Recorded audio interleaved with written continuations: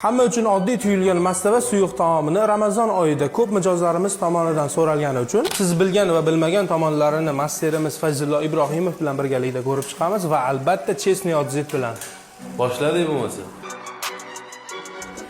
Ishimizni birinchi navbatda mol go'shtini kubik shaklida to'g'rab olishdan boshlaymiz. Ketidan hamma taomlarni shirin qiladigan piyoz va chesnokni videoda ko'rsatilgandek to'g'rab olamiz. Qizil, yashil, bolgariskiy va pomidorni ham kubik shaklida to'g'rab olamiz. Barcha masalliqlarni o'tkir pichoqda to'g'rashni maslahat beraman. Sababi o'tkir pichoqda to'g'ralgan har qanday taom mazali bo'ladi. Ishimizni qo'yni qovurg'a qismini qovurib olishdan boshlaymiz. Barcha masalliqlarni videoda ko'rsatilgandek ketma-ketlikda qovurib olamiz. Kartoshkani ham videoda ko'rsatilgandek kubik shaklida to'g'rab muzday tuzli suvga o'tib qo'yamiz. Sababi kartoshkani kraxmali suvga chiqib ketib, suyuq taomda tez ezilishini oldini oladi. Alohida skоворodkada tomat pastasini qizigan yog'da qovurib olamiz. Sababi tomatning taxir ta'mi taomga chiqib ketmaydi. Masalliqlarni to'liq qovurib olgach, qaynagan suv yoki bulyon quyamiz. Oldindan tayyorlab olingan qiymaga piyozni qirg'ichdan o'tkazib, yaxshilab chopib olamiz. Suyug'imiz 1 soat qaynab olgandan so'ng kartoshka va qiymani solamiz.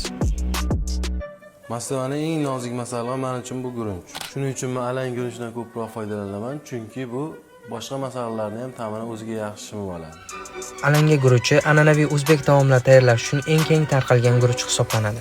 Birgalikda mastava taomini tayyorlab ko'rganimizdan xursandmiz. Endi taomning ta'miga birga baho beramiz.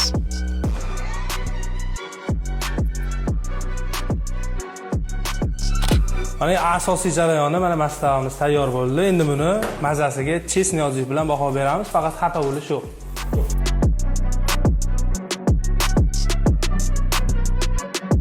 Qani endi buni mazasini ko'ramiz. Bismillah.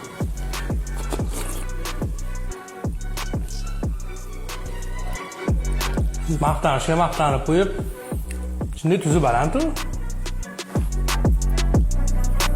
Qatiq solish kerak.